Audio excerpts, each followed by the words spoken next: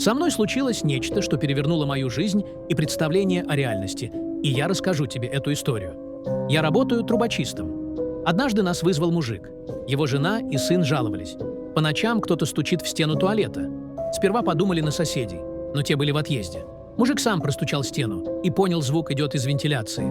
Он сказал, что мальчик начал бояться темноты и перестал ходить в туалет один. А однажды спросил: «Пап, а кто там за стенкой стучит?»